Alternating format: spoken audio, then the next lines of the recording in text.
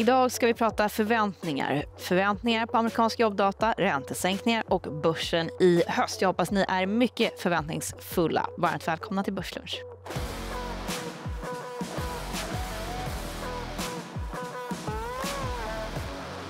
Jag tycker det låter som stora guld- och kraschavsnittet. Det här kanske inte så dramatiskt ändå. Vi sitter med Katrin Danin, Söderberg Partners och Johan Larsson från Nordea. Jag tror inte du har varit i Börslundsstudion förut, inte i modern tid i alla fall, så du får första frågan. Ja. Då är det surt där ute. Välkommen ska jag säga. Det var runt nollan i början av dagen och sen blev det surt igen. Ja. Vi frågar oss varför.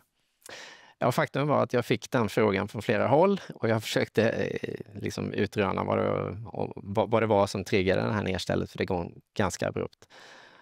Och det enkla svaret är väl att jag faktiskt inte vet, men mycket pekar väl mot bland annat då långräntorna med fokus på Storbritannien. Brittiska statspapper, 30-åringar, alltså de längre löptiderna handlas på den högsta nivån sedan 1998. En klassisk här obligationsmarknaden säger stopp moment. Liz Truss moment pratar man om eftersom tidigare premiärministern i England hade samma problem. Din marknadskänsla? Nej, men under Liz Truss blev det ju väldigt stökigt och då sa ju precis som du är inne på marknaden ifrån och så fick Bank of England rycka dit och hon blev ju väldigt, väldigt kortvarig, så att det är väl igen de här problemen med hur ser brittiska statsfinanser ut och vad kan man göra åt det, och så blir marknaden ifrågasättande och trissar iväg lite. Tycker det är fascinerande när marknaden säger ifrån och makthavarna får backa eller bli avsatta. Är vi för desperata i vårt sökande efter förklaringsmodeller när börsen är ner? Hur mycket är börsen ner? 0,5% eller 1%? Nej, vi är nu ner 0,9%. Men jag vill bara säga att Köpenhamnbörsen är upp idag. Koloplast bland annat, kapitalmarknadsdag. Novo Nordisk som fortsätter ånga på. Tillbaka till min fråga. Är vi för angelägna om att hitta en förklaring varje gång börsen backar lite grann?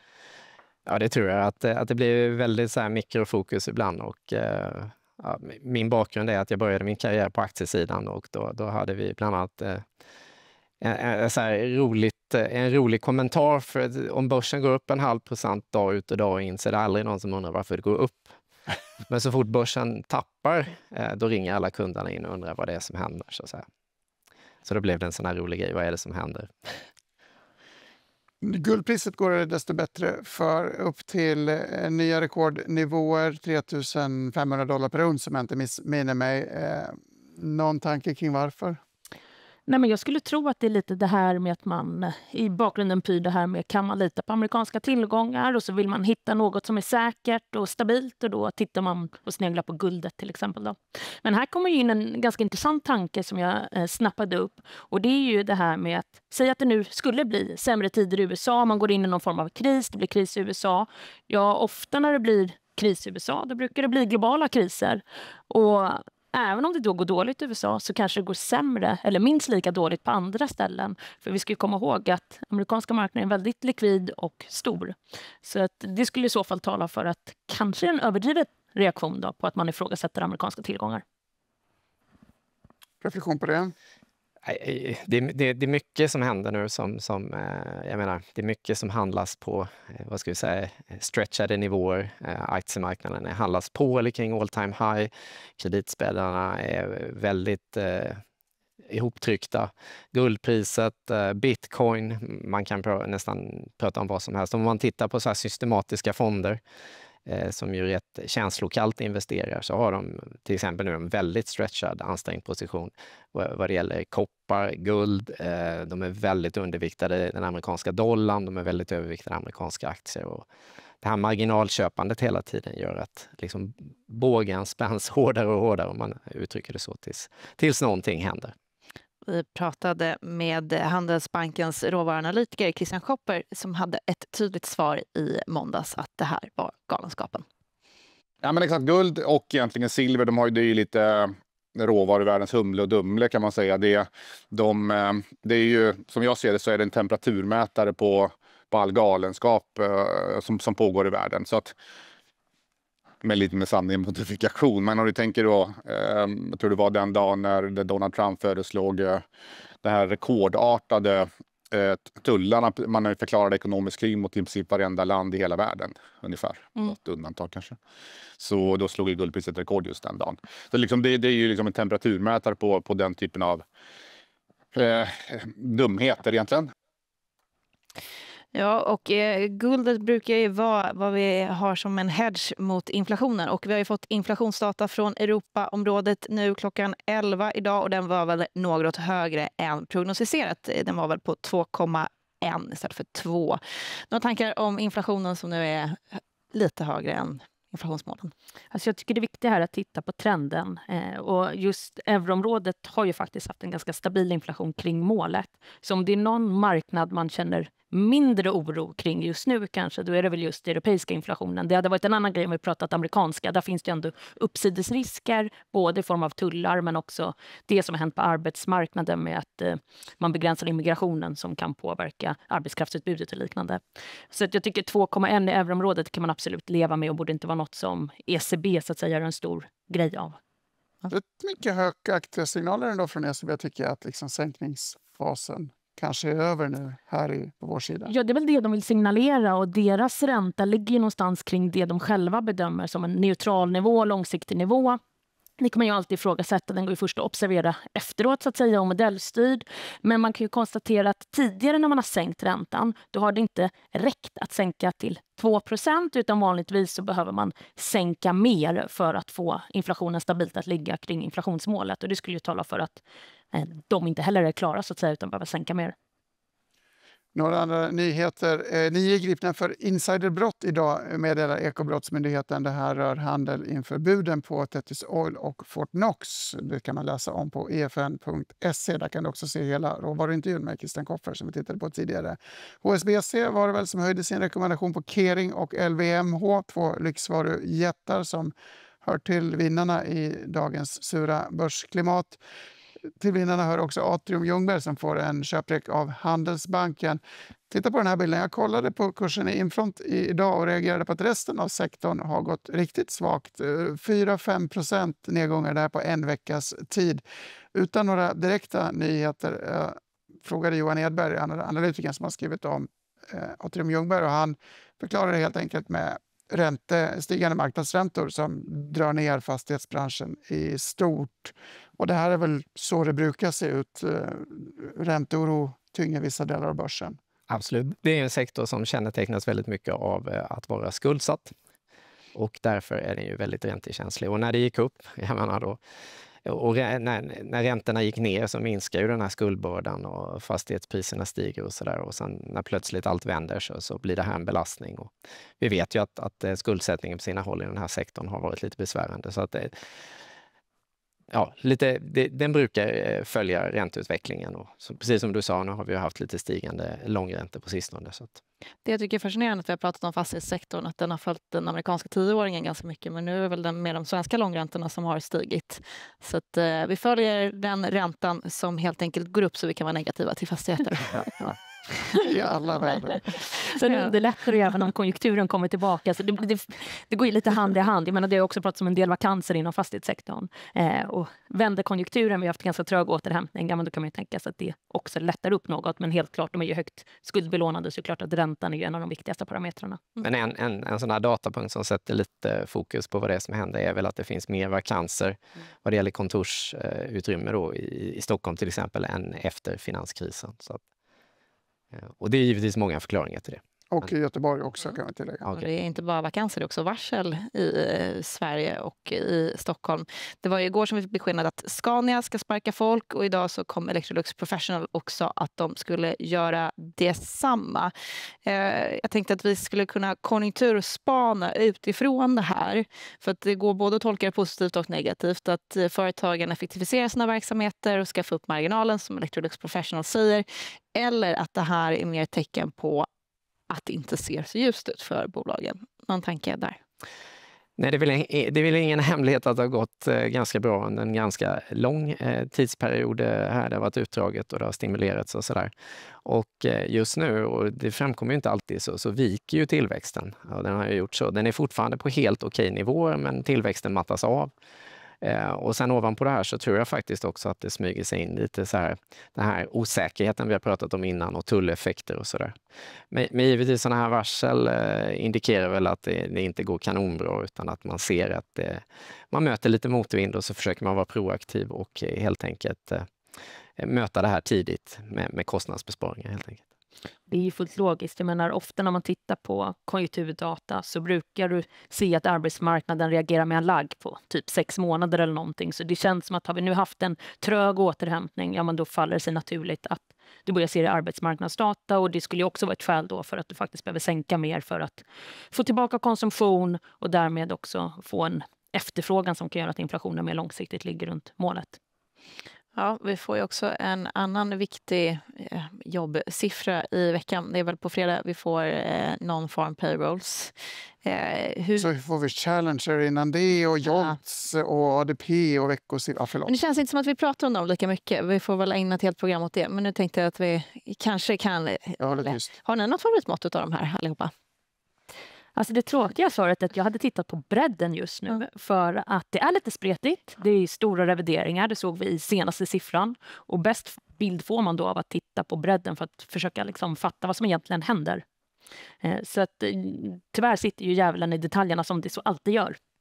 Så vi borde livesända varje sån här event och inte bara på fredag när du gör en sändning. Heljobbigt, Jag tycker det är oerhört svårt och jag förstår att det är svårt för centralbanken att fatta beslut baserat på den här underliggande datan då, som i många fall eller i vissa fall i alla fall är prognoser så att säga. Och det är ingen hemlighet att de också har försökt kalibrera en del av de här modellerna och så vidare för att det ska bli mer rättvisande. Men trenden för non-farm payrolls har ju varit att man kommer in som väntat eller lite bättre och sen då med eftersläpning så reviderar man ner de här siffrorna och så har man också en sån här estimatrevidering eller vad man ska säga, prognosrevidering där plötsligt väldigt många jobb försvann ut och det är lite svårt att avgöra vad den amerikanska arbetsmarknaden, liksom hälsotillståndet i den faktiskt är.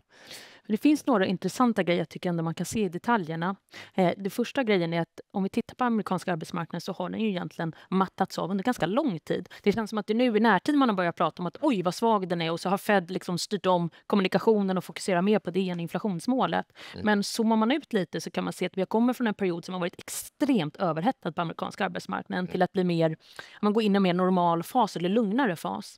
Den andra knäckfrågan är ju egentligen vad som orsakar och här tror jag du får liksom, det märker man också när man lyssnar på Fed-ledamöterna och då är du inne på det här du pratar med att se över modellerna och liknande. Vad är det nu som driver arbetsmarknadssiffrorna? Är det sämre efterfrågan eller en utbudsförändring? För penningpolitiken ska ju svara helt olika på den typen av drivkrafter så att säga och där tror jag, där behöver man bilda en bättre uppfattning.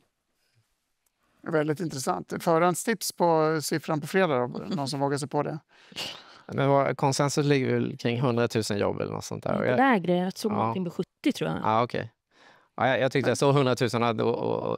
Men jag menar, som referens så brukar man ju säga att 200 000 jobb liksom är en indikation på en arbetsmarknad som är i gott skick eller sådär.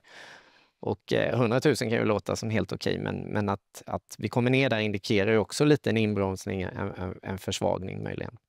De senaste 3 månaderna så var väl snittet dryga 30 000 tror jag för aggregatet. Och tittar man bara på privata sektorn som vissa då hänvisar ger en lite bättre bild av det underliggande, då var det typ 50 000 vilket skulle vara en halvering från första kvartalet så att säga. Så att det har ju mattats av rejält. Å andra sidan färre människor i arbetskraftspopulationer som man skickar ut folk på löpande band ur landet. Det här blir en rysare att återkomma till.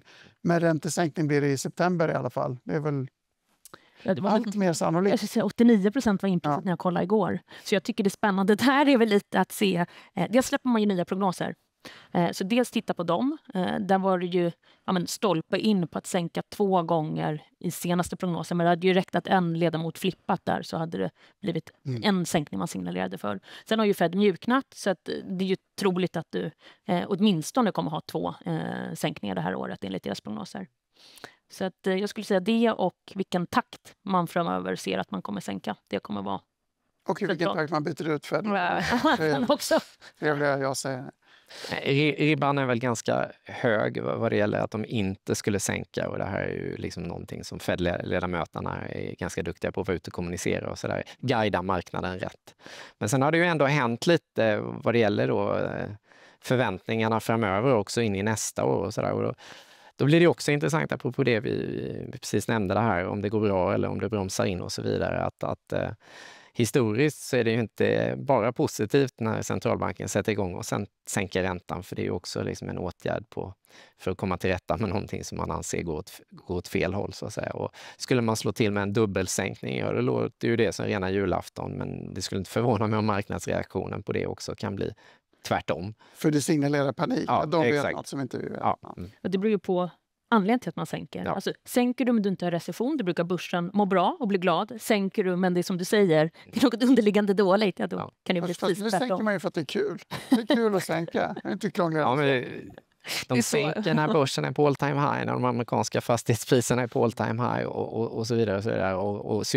Och arbetslösheten är på också helt okej eller låga nivåer, får man väl ändå säga. Och alla de här åtgärderna, penningpolitiska åtgärderna, de kickar ju inte in med en gång. Det brukar ju ta 6, 12, ibland 18 månader innan sådana här åtgärder får realekonomisk effekt. Så att, och då finns det ju den här historiken där centralbankerna då inte är helt rätt på bollen, att de agerar för sent och för lite och så vidare.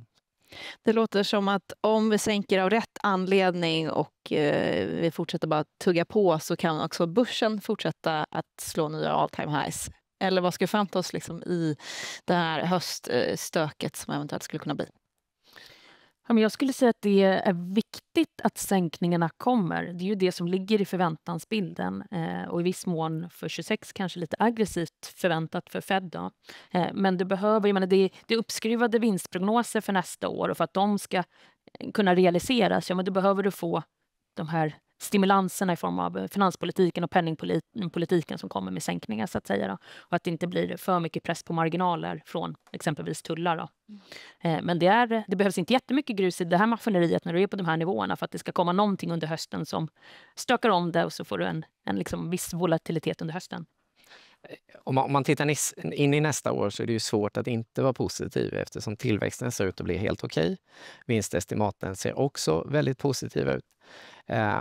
Sen i andra vågskålen där så börsen går ju före, marknaden går före och värderingen på sina håll är lite uppskruvad. Och det visst, man kan växa in i den här värderingen och tillväxten förväntas ju bli hög och sådär, men det indikerar också att mycket av det positiva sannolikt redan är inprisat. Och när det ser ut på det viset tillsammans med att sentimentet blir lite ansträngt, så brukar börsen och marknaden bli känslig för negativa nyheter och negativa överraskningar. Det man inte har sett, det är småbolagen. Om man tittar sig amerikanska småbolag, de har ju snarare, kanske tillsammans med dollarn, gjort tolkningen att det ska bli mycket sämre, så att säga. Och det är väl där du har fått stora fängan av Fed som inte har sänkt någon gång det här året, svag tillväxt med risk för liksom tillväxtinbromsning och så vidare. Där ser man ju stor skillnad mellan storbolagsindex och Russell. Det är väl den stora grejen nu, att de stora bolagen som är då globala, globalt exponerade, de har låg skuldsättning, är skuldfria och de är inte så räntekänsliga helt enkelt. Och småbolagen är oftast mer lokala, kraftigt skuldsatta, underleverantörer, väldigt räntekänsliga, beroende av bankfinansiering och sådär. Och de har ju då inte klarat det lika bra som storbolagen helt enkelt. Medan du pratade så fick vi se en bild på estimatförändringar i Sverige och Europa, och den ser ju nedåtsluttande ut över hela linjen. Och USA positivt. Ja, jag tycker den här bilden visar att det finns en förklaring till att den amerikanska börsen har kommit tillbaks så starkt som den har gjort, att den går så starkt. Sen vet vi ju att uppgången är väldigt koncentrerad till ett fåtal bolag som driver den här utvecklingen, och den bredare marknaden går inte alls lika bra. Men det finns en förklaring till att USA-börsen har studsat tillbaka och går starkt. Och med fokus på Europa så har det ju sedan ett tag tillbaka förväntat att man ska att återhämtningen ska komma. Den här bilden då med estimaten indikerar väl att det fortsatt är lite motigt. Det blir noll vinsttillväxt i år som det ser ut nu då, men vad marknaden gör, det är att man skjuter det här framför sig. Så att tittar man in i nästa år så ser det betydligt positivare ut. Och sen för svensk del så sticker ju Sverige ut ganska negativt. Och det har väl sannolikt en väldigt stor förklaringsfaktor i valutautvecklingen helt enkelt. Så vi behöver inte vara så rädda för det underliggande nödvändigtvis, utan att det är valuta som tar smällen, eller? Ja, det påverkar ju bolagen och vinstgenereringen, och sen är ju bolagen väldigt exportkänsliga och sådär också. Det är mycket som händer, så att lite varningssignal, men absolut. Ja. Du får en avslutande reflektion antingen om valutaeffektens fortsatta negativa inverkan på vår börsglädje eller bara varför Sverige är så mycket sämre än USA. Oj då. Och välja, man vill ju välja bägge. Men låt oss börja med den första frågan då. Det känns ju som konsensus lite är att dollarn ska så att säga fortsätta försvagas. Och där är jag inte lika övertygad. Så här sticker jag ut kanske lite då. Därför tyckte jag den var roligare att kommentera på. För att det känns som att så här, vi har under ganska lång tid pratat om att svenska kronan har varit undervärderad och sen så fick man den här snabba förstärkningen av kronan och så blev det som att så här, va? Varför stärktes kronan? Men någonstans har det varit så här, men vadå? Det är det vi har sagt i flera år. Det vi har sett sen slutet av april är ju egentligen att både dollarn och kronan egentligen har varit ganska stabila. Det har inte hänt så mycket trots att det har varit väldigt oroligt. Både geopolitiskt och handelspolitiskt så har det varit ganska mycket. Så min tolkning är snarare att dollarn har tagit höjd för väldigt mycket. Så att medan risktillgångar, vi har pratat om börs, vi har pratat om krediter som så att säga också signalerar att det är liksom fullt blås på risktillgångar, så har till exempel dollarn inte repat sig. Så där ligger det nog en del förväntansbild på samma sätt som i småbolagen man har tagit höjd för att det kommer bli en nedväxling. Så jag tror att en del liksom fallhöjd är redan inprisat i kursen. I dollarn, i guld och även då i småbolag. Guld, ja. Ja, i alla fall i småbolagen och i dollarn så ser du ju den här, liksom, även skulle jag säga om man tittar på amerikanska statsobligationer så kan vi också se att där har du tagit lite höjd för att det kommer komma Fed-sänkningar. Och det känns som att den bilden är liksom det som, de har redan reagerat på den förväntansbilden så de behöver något nytt för att det ska gå ännu mer. Det är klart att man kan alltid måla upp sådana scenarion, men ja. Har vi dragit över tiden? Vill du säga något jättekort, jättesmart så får du den. Annars Nej, angående dollarn så tycker jag bara, om man bara går tillbaka till i våras, allt som hände då så är det i princip bara dollarn som är kvar i det här liksom, tillståndet vi hade i våras när på Liberation Day och tullarna och så här, börsen har återhämtat sig, räntemarknaden har lugnat ner sig, men dollarn är fortsatt då, det är väldigt mycket bäs kring dollarn och som jag sa då så mesta indikerar att positioneringen är väldigt ensidig, konsensus tror att det här ska fortsätta ner och då brukar något annat hända. Så jag skulle inte bli förvånad om det kommer en reaktion i valutamarknaden framöver. Det blir spännande. Ja, bra för svenska exportbolag i alla fall, om det går åt andra hållet. Ja, bra för svenska spararnas avkastning också. Dåligt för mina semesterplaner. Jag får jobba vidare och göra ett nytt börslunch imorgon istället. Helt enkelt 11.45 kommer det förstås. Då ses vi igen. Tack för den här gången.